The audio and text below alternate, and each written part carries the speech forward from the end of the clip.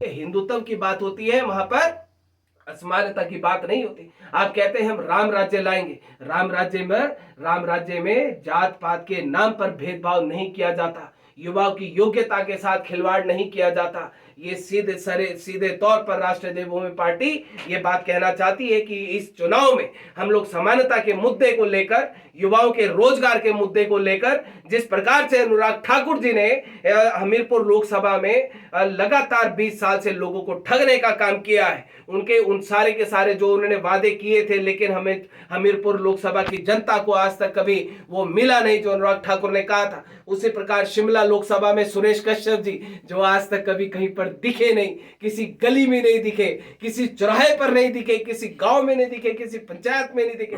Bharatiya Janata party ने उनको ticket दिया है, लेकिन मेरा पूरा विश्वास है कि शिमला लोकसभा के लोग सुरेश कश्यप जी को अपने दरवाजे के अंदर तक नहीं मानने वाले इस बार।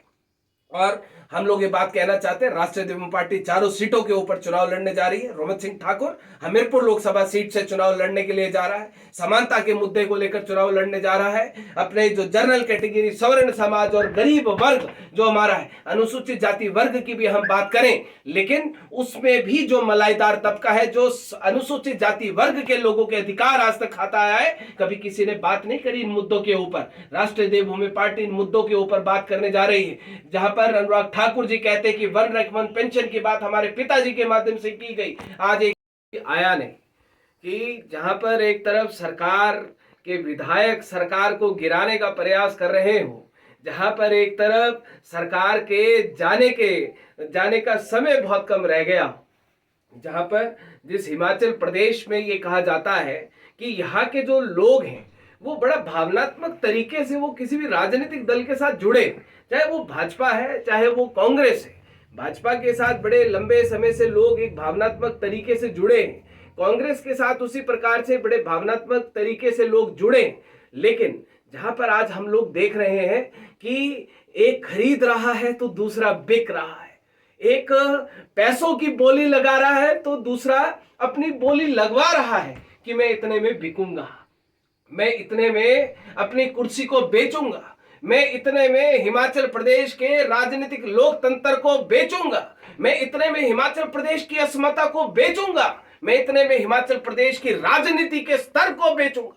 अपने आप एक दुर्भाग्यपूर्ण विषय इस हिमाचल प्रदेश में जो इन भाजपा कांग्रेस वालों ने हमें दिखाया, इस हिमाचल प्रदेश के लोगों की भावनाओं के साथ जो इन लोगों ने खिलवाड़ किया, वो अपने आप में एक बहुत दुर्भाग्यपूर्ण समय इस हिमाचल प्रदेश में देखने के लिए हम लोगों को मिला। 6 विधायक कांग्रेस के, उसके साथ 3 आजाद उम्मीदवार, जहां पर कहीं पर बोली लगी, किसी मंडी में बोली लगी, इन भाजपा वालों ने बोली लगाई और वो उस बोली में बिक कर चले गए। हिमाचल प्रदेश की सरकार गिरने के कगार पर आ गई, प्रदेश के मुख्यमंत्री स्थिति को संभाल नहीं पाए, फ्री की योजनाएं दे देकर हिमाचल प्रदेश की सत्ता की कुर्सी के ऊपर बैठे। किसी को कहते हैं 1500 दे दूंगा, किसी को कहते हैं कुछ दे दूंगा, और जब लोग लेने के लिए जाते हैं तो प्रदेश के मुख्यमंत्री रोना शुरू कर देते थे कि भैया हमारी आर्थिक स्थिति अच्छी नहीं, हम इस हिमाचल प्रदेश को दे नहीं सकते। देने का काम तो सिर्फ जब चुनाव आते हैं तो अपने सिर्फ वायदों में हम देने का काम करते हैं। 5 साल तो प्रदेश की जनता के सामने हम सिर्फ रोने और मात्र रोने का काम हम करेंगे। हिमाचल प्रदेश की जहां पर आज स्थिति इन भाजपा कांग्रेस वालों ने बद से बदतर कर दी, जहां पर चाहे भाजपा के 2 उम्मीदवारों की बात की जाए, शिमला लोकसभा और हमीरपुर लोकसभा में जहां पर अनुराग ठाकुर और इधर सुरेश कश्यप की बात की जाए, कांग्रेस के टिकट पर लोग चुनाव लड़ना नहीं चाहते हैं, कांग्रेस जिनको टिकट दे रही है। और हमने तो आज मीडिया के माध्यम से देखा कि हिमाचल प्रदेश में कांग्रेस की प्रदेश अध्यक्षा ने भी चुनाव लड़ने से मना कर दिया, जो वर्तमान की सांसद मंडी लोकसभा सीट से रही।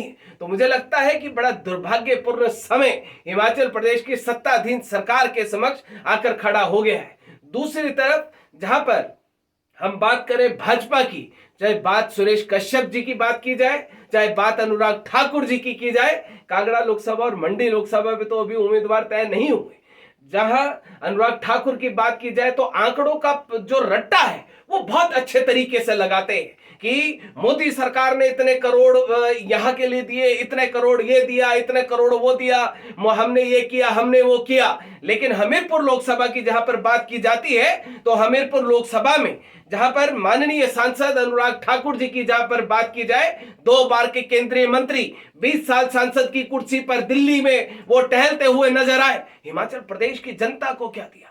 केंद्रीय मंत्रालय होते हुए भी प्रदेश की जनता को क्या दिया? रेल का वायदा करते हैं, रोजगार का वायदा करते हैं, खेल मंत्री, देश का सबसे बड़ा मंत्रालय अनुराग ठाकुर जी के पास रहा। हिमाचल प्रदेश के कितने खिलाड़ियों को आगे बढ़ने का मौका दिया गया। हिमाचल प्रदेश में धर्मशाला के स्टेडियम को छोड़कर कितने स्टेडियम अनुराग ठाकुर जी ने तैयार किए। हिमाचल प्रदेश को क्या धर्मशाला के हमीरपुर लोकसभा की जनता ये जानना चाहती है कि मोदी जी को छोड़ दीजिए, आप अपना बताइए कि हमीरपुर लोकसभा के लिए आपने आज तक क्या किया, जहां पर आप लगातार पिछली बार 1843 करोड़ रुपए का बजट आपने कहा कि मैं रेल के लिए लेकर आ रहा हूं, ना वो बजट आया ना वो रेल चली। जहां पर अभी हमने देखा, मीडिया के माध्यम से देखा, हेलमेट बंटने शुरू हो गए। जहां पर चुनाव की 5 साल पिछले आपके देखे तो आप जनता के बीच में दिखाई नहीं दिए। अभी आपने एम्बुलेंस भी चलानी शुरू कर दी, आपने हेलमेट बांटने शुरू कर दिए, आपने खेलो और नशा रोको की मुहिम चलानी शुरू कर दी। 5 साल आपको युवाओं की याद नहीं है? 5 साल आपको हमीरपुर लोकसभा की जनता की याद नहीं आई? चुनाव सिर पर आए, आपकी कुर्सी जाने वाली हुई और हमीरपुर लोकसभा की जनता ने निश्चित तौर पर इस बार ये ठाना है कि हमीरपुर से माननीय जो अनुराग ठाकुर जी हैं, अनुराग ठाकुर जी जो रेल कभी नहीं आई उसी प्रकार से अब आपकी रेल कभी दिल्ली के लिए हमीरपुर लोकसभा से नहीं आएगी। मैं समय राष्ट्रीय देवभूमि पार्टी और हमारा संगठन देवभूमि क्षत्रिय संगठन स्वर्ण मोर्चा की मुख्य टीम, हमारी कोर टीम ने ये निर्णय लिया कि रोमित सिंह ठाकुर को हमीरपुर लोकसभा से चुनाव लड़ना है, तो हमने अपने संगठन अपनी पार्टी के आदेश को सर आंखों पर रखा। इस हिमाचल प्रदेश में रहने वाले हमारे सामान्य वर्ग के जो लोग हैं, हमारे सवर्ण समाज के जो लोग हैं, जिसमें हमारे राजपूत समाज, ब्राह्मण समाज, वैश्य समाज के लोग हैं और गरीब वर्ग के जो लोग हैं, जिनकी भावनाओं को समझते हुए हमने इस निर्णय को हमने स्वीकार किया। इस निर्णय के ऊपर हमने हमीरपुर लोकसभा सीट से हमने चुनाव लड़ने का हमने जो संकल्प लिया है। निश्चित तौर पर 22 तारीख को हम लोग हमीरपुर लोकसभा में हम कुनिहार अपने कार्यालय से हम लोग अपनी यात्रा को, अपने रोड शो को शुरू करेंगे। घुमारवीं तक ये रोड शो निकलेगा। हमीरपुर लोकसभा में पूरी दमदार आवाज के साथ, दमदार तरीके से हम अपना आगाज करेंगे। जहां पर अनुराग ठाकुर जी की जब बात आती है, अनुराग ठाकुर जी 2018 में जनरल कैटेगरी के खिलाफ एक देश की सरकार ने अध्यादेश लाया था, एट्रोसिटी SC/ST एक्ट। हमारे लोगों की गर्दनों के ऊपर तलवार लटकने का काम किया। अनुराग ठाकुर जी, पूरे देश ने देखा था कि आप जैसे मंत्री वहां पर बैठकर तालियां मार रहे थे। आप लोगों ने एक बार भी ये हिम्मत नहीं करी वहां पर मोदी जी को रोकने की, टोकने की। मोदी जी, हमारे भी लोग इस देश में रहते हैं, उनके गर्दन पर तलवार चलाने का काम आपने जो किया है ये गलत है, ये गलत निर्णय है। इस निर्णय में संशोधन होना चाहिए। देश की योग्यता का आज आपने गला घोंटने का काम किया। आपने कहा इस हमीरपुर लोकसभा से आने वाले मुख्यमंत्री, भारतीय जनता पार्टी के राष्ट्रीय अध्यक्ष JP नड्डा ने कहा कि हमने एम्स लाया, हमने कॉलेज लाए, हमने हॉस्पिटल लाया, हमने बहुत सारे कार्यालय लाए। लेकिन मैं पूछना चाहता हूं आपसे कि वो हॉस्पिटल, वो स्कूल, वो कॉलेज आपने उसके अंदर देखा, उसके अंदर हुआ क्या? वो आपने स्लॉटर हाउस तैयार किए, जहां पर इस प्रदेश की योग्यता का सरेआम चीर फाड़ करने का काम आपने किया। 90 वाला घर में बैठता है, 40 वाला कुर्सी के ऊपर बैठता है। एम्स में वहां पर 90 वाले जहां पर डॉक्टर लगने चाहिए वो घरों में बैठे, 40 वाले कुर्सियों के ऊपर बैठे।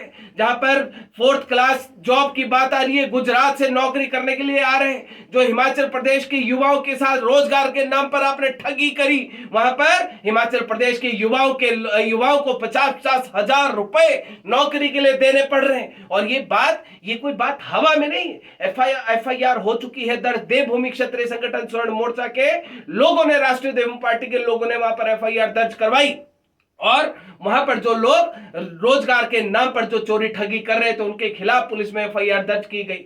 आज हमारे हिमाचल प्रदेश के लोगों के साथ JP नड्डा जी, प्रोफेसर प्रेम कुमार धूमल जी, अनुराग ठाकुर जी, सुखविंदर सिंह सुक्खू जी, उसके साथ अनुराग ठाकुर और मुकेश अग्निहोत्री जी, जो आप मुख्य पदों के ऊपर बैठे, आपने हमीरपुर लोकसभा की जनता के साथ आपने धोखा किया है। युवाओं के साथ रोजगार के नाम पर आपने धोखा किया है। हमारा मुद्दा, राष्ट्रीय देवभूमि पार्टी का मुद्दा, समानता के अधिकार के मुद्दे को लेकर हम लोग लगातार अपडेट्स के लिए नेशन न्यूज को सब्सक्राइब करना ना भूलें और नोटिफिकेशन के लिए रेड बेल आइकन जरूर दबाएं।